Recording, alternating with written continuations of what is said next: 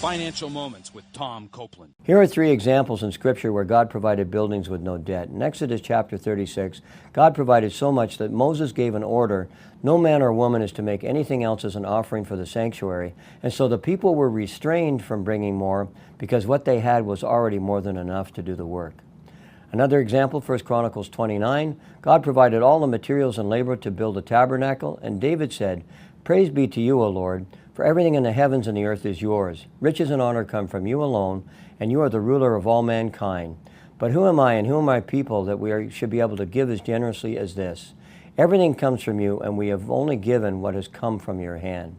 And in Nehemiah chapters 1 to 6, God provided all the materials and labor that were necessary to rebuild the wall. There's no indication that any debt was taken on. To learn more, go to CopelandFinancialMinistries.org and watch my 3 TV videos on this topic, God's Financial Wisdom for Churches.